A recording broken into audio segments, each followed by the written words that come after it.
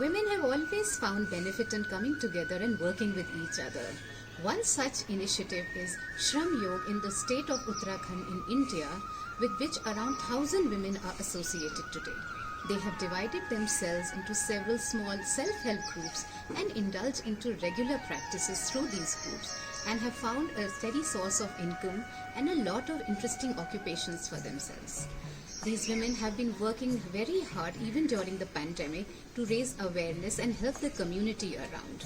In her stories this time we have captured their efforts and their lives through a documentary, and it is here before you. Shram Yog formally came into being in 2011, but its activities have been going on from much before in Salt block of Almora district and in Gairsain in Uttarakhand. Women have come together in small groups and gained skills, knowledge, and have been able to find supplementary incomes for their households. In their respective self-help groups, women continue to work on their traditional occupations and receive support as per their particular needs. They associate with each other for work and for recreation, and it has empowered them in multiple ways. All such activities are led and coordinated by Mahila Rachnatmak Manch, and the president of this platform is Nirmala Devi. नमस्कार, मैं निर्मला देवी ग्राम जसपुर सल्ट से रचनात्मक महिला मंच से जुड़ने से लेकर अब तक के सभी विषयों पर कुछ चर्चा करना चाहती हूँ। जैसे कि पहले गांव में हम सभी लोग खेती करते थे, परंतु बिचौलिए की वजह से हम फसलों का कोई दाम नहीं मिल पा रहा था, जिस कारण हम जितनी मेहनत बीज खाद पर खर्च करते थे उसका आधा दाम भी नहीं मिलता था। इसलिए लगभग सभी लोग अपनी खेती धीरे धीरे छोड़ने लगे और बाज़ार से ही महंगे दामों में खान पान की चीज़ें खरीदने लगे। फिर 2012 में जोशी सर और भाई शंकर बर्थवाल हमारे गांव में आए और उन्होंने हमसे स्वयं सहायता समूह में जुड़ने की पहल की। उन्होंने खेती के विषय में काफ़ी जानकारियाँ दी और सभी बहनों ने उन्हें सुना और समझा और श्रम बाज़ार के विषय में भी बातचीत की। उन्होंने बताया कि कैसे हम अपनी फसलों को सीधा श्रम बाज़ार में बेच सकते हैं और उचित दाम भी पा सकते हैं। फिर सभी लोग अपनी खेती के काम में जुट गए और आज काफ़ी लोगों को रोज़गार भी मिला है। फिर हम पंतनगर भी गए, जहां हम महिलाओं को काफ़ी जागरूक कराया गया। हमें मशरूम की खेती, मधुमक्खी पालन, पशुपालन, मुर्गी पालन के विषय में जानकारी दी। फिर दिल्ली हाट में भी गए, जहां हमें काफ़ी कुछ देखने को मिला और हम अपने घरों में बनाए गए सामान जैसे नमक, भंगजीरा, मंडुआ, दालें, झुंगरा आदि चीज़ों को अच्छे दामों में बेचा और हर 2 महीने में बैठक भी की जाती है। महामारी की वजह से बैठक नहीं हो पा रही है, तो सभी लोग व्हाट्सएप ग्रुप के माध्यम से भी जानकारी दी जा रही है और हम अपनी बात भी कह पा रहे हैं। इस महामारी के दौरान हम कुछ बहनों ने आगे आकर मास्क भी बनाए।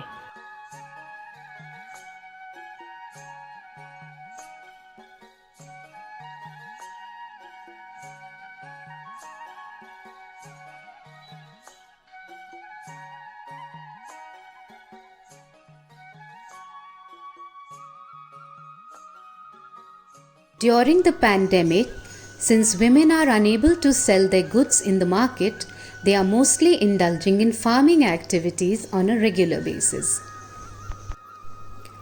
Coming together for collective farming is also a chance for women to nurture their friendly ties and chit-chat with others to enjoy themselves.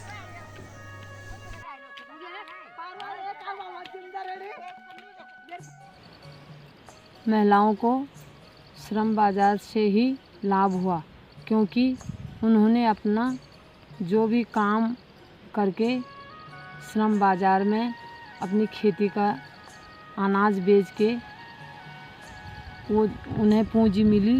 उन्होंने थोड़ा थोड़ा करके अपना घर परिवार भी चलाया और कुछ धनराशि जमा की, और इसी से वो अपने घर परिवार और शादी ब्याह 1% में ब्याज उठाते हैं और अपना काम करते हैं।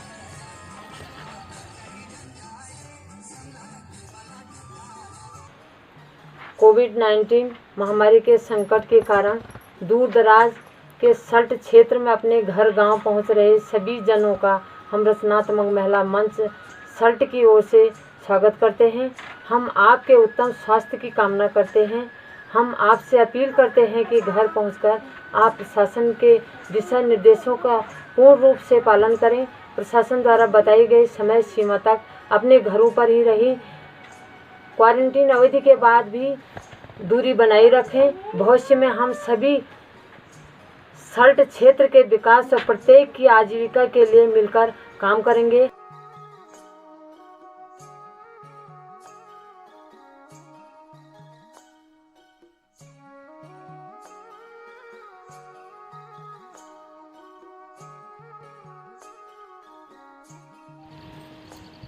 इस समय महामारी कोरोना काल में भी महिलाएं अपनी खेती से जुड़े हुए हैं, अपने घर के कार्यों से जुड़े हुए हैं, अपना काम कर रही हैं।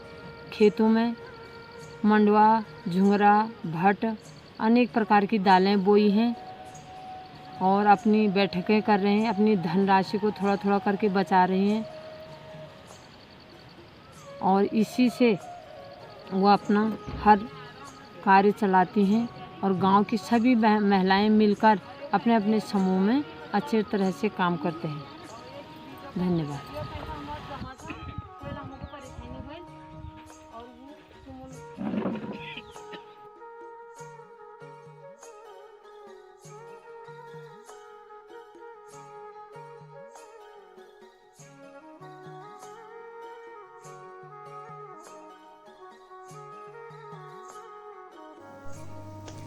The person who was instrumental in sculpting the idea and coordinating the efforts is Mr. Shankar Dutt Bartwal, who has been lending constant support to this initiative right from its initial days. आज मेरे समक्ष हैं श्रम योग के संगठित करने वाले शंकर दत्त बर्तवाल जी। बर्तवाल जी, आपका हर स्टोरीज में बहुत बहुत स्वागत है। हाँ, धन्यवाद। बर्तवाल जी, श्रम योग की शुरुआत करने में आपकी एक बहुत मुख्य भूमिका रही है, तो हम सूक्ष्म में जानना चाहेंगे कि श्रम योग क्या है और ऐसा कोई संगठन करने की क्या आवश्यकता आपको लगी कि आपने ऐसा कार्य शुरू किया?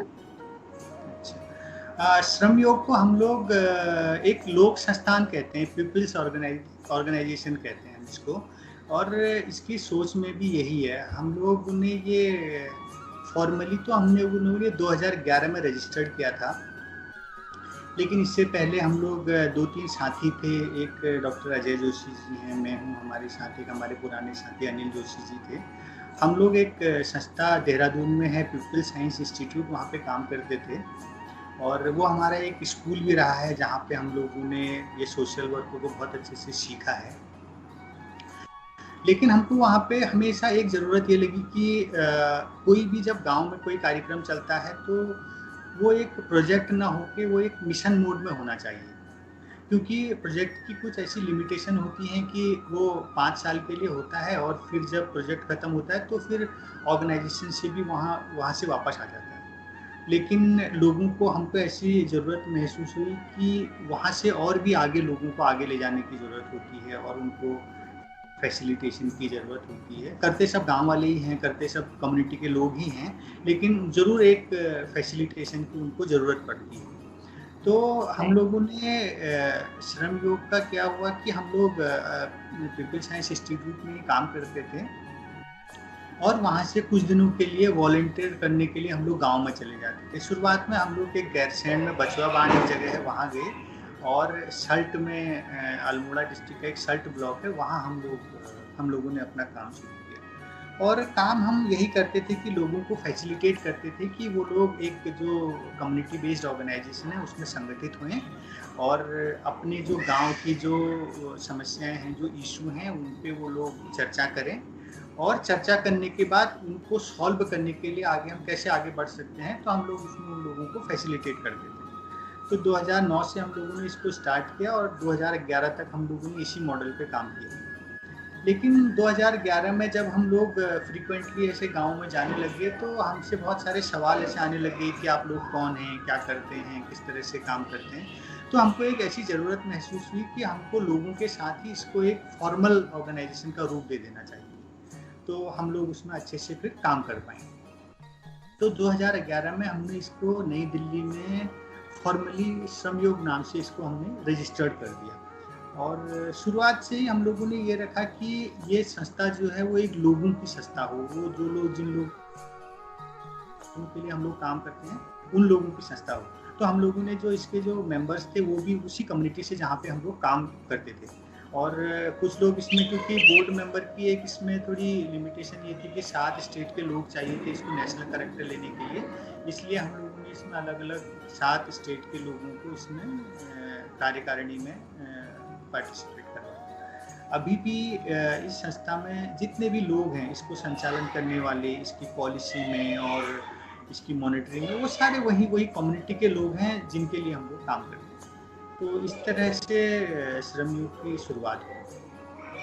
तो इसमें अगर देखा जाए महिलाओं का इसमें बहुत कार्य होता है, वो कई तरह के समूहों में अब आ गई हैं, बहुत महिलाएं इससे जुड़ गई हैं, तो उनको इससे क्या क्या लाभ हुआ? जैसा कि मैंने पहले आपसे बात की तो आपने बताया था कि बहुत से पुरुष पलायन कर चुके हैं, मैदानों में जा चुके हैं पहाड़ों से, तो किस तरह से महिलाओं को इससे इस तरह का जो हम एम्पावरमेंट की बात करते हैं उसका फायदा हुआ? हाँ, एक्चुअली जहाँ जिस क्षेत्र में हम लोग काम करते हैं पौड़ी डिस्ट्रिक्ट में और ये अल्मोड़ा डिस्ट्रिक्ट में, वहाँ पे जो पुरुष वर्ग है वो बहुत अधिक माइग्रेट है, जो लाइवलीहुड के तलाश में सब लोग बड़े शहरों में जा चुके हैं और घरों में बेसिकली या तो महिलाएं हैं या बुजुर्ग हैं या बच्चे हैं। तो शुरुआत में जब हम लोग गांव में काम कर रहे थे तो हम लोगों ने, जैसे शुरुआत में भी हम लोगों ने पद यात्राएं की, उन्हीं से हमारे कैंपेन निकले जो हम लोग कैंपेन चलाते हैं। तो हमें ये लगा कि जो अभी गांव में जो परिवार को चलाने के लिए जो वहाँ पे आधार है वो महिलाएं ही हैं, चाहे वो बुजुर्गों की देखभाल हो, बच्चों की देखभाल हो, अपनी आजीविका को चलाने का हो, क्योंकि पैसा तो चलो बाहर से लोग भेज दे रहे हैं लेकिन उसका पूरा मैनेजमेंट और वो सब चलाना गांव की महिलाएं ही कर रही हैं और समाज में, सोसाइटी में भी उनका पूरा एक कंट्रीब्यूशन है। तो हम लोगों ने शुरुआत में वहाँ की जो गांव की महिलाएं हैं उनको एक ऐसे फैसिलिटेट किया कि आप लोग इस कम्युनिटी बेस्ड ऑर्गेनाइजेशन में आप लोग संगठित होइए और संगठित होने के बाद आप लोग जो आपका यहाँ पे लाइवलीहुड चल रहा है उसी को आप थोड़ा सप्लीमेंट कीजिए।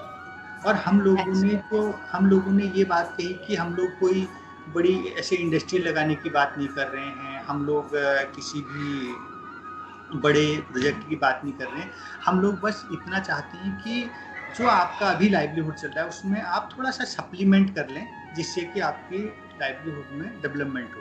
तो हम लोगों ने वहीं के, चाहे वो खेती से लेके हो, चाहे वो पशुपालन से लेके हो, या चाहे उनके हैंडीक्राफ्ट को लेके कोई अपनी लोकल स्किल हो, तो हम लोगों ने उसी को उनको फैसिलिटेट किया है कि वो लोग स्ट्रेंथन हो जाएं। जैसे मैं आपको एक उदाहरण देता हूँ कि हमारे वहाँ पे हल्दी बहुत होती थी और वहाँ पे व्यापारी आते थे और 50-60 रुपये किलो उस हल्दी को खरीद के ले जाते थे और उसमें जो छोटे किसान थे जिसके 4-5 किलो होता था वो तो दे भी नहीं पाते थे अपनी हल्दी को, और वो और भी कम दामों में जो लोकल व्यापारी होते थे उनको देते थे। तो हम लोगों ने वहाँ पे क्या किया, रचनात्मक महिला मंच जो है उसने खुद अपना पूरी हल्दी को कलेक्ट किया और कलेक्ट करने के बाद जो श्रमयोग है, श्रमयोग की ये भूमिका रही कि हमने उनको मार्केट दिलाने में थोड़ा फैसिलिटेशन किया और हम लोगों ने उनको मार्केट दिलाने में मदद की। तो वही हल्दी जो 40-50 रुपये किलो उनको मिलती थी, अभी आज वो करीब 100 या 110 रुपये किलो उनको मिल जाता है।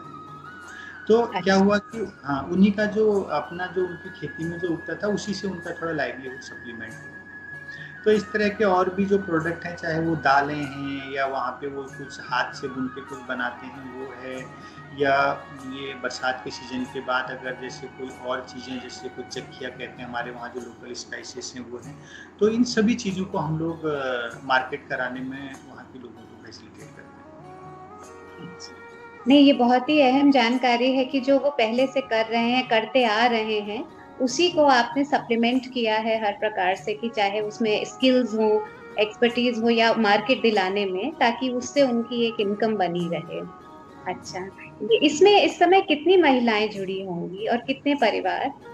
हाँ, लगभग यहाँ पे अभी इसमें 400 लगभग परिवार हमारे अल्मोड़ा डिस्ट्रिक्ट के सल्ट ब्लॉक में हैं और करीब 70 परिवार हमारे पौड़ी डिस्ट्रिक्ट में हैं।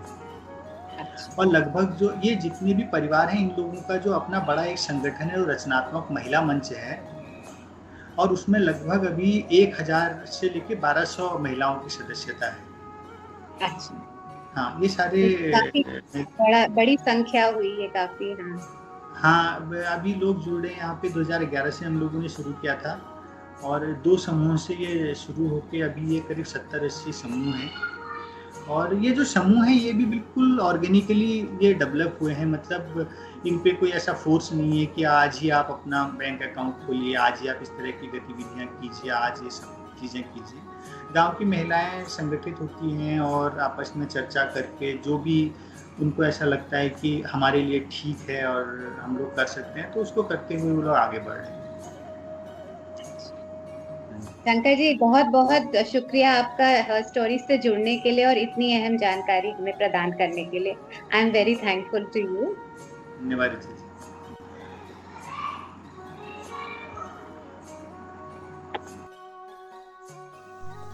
Life for women in the hilly terrain has never been easy.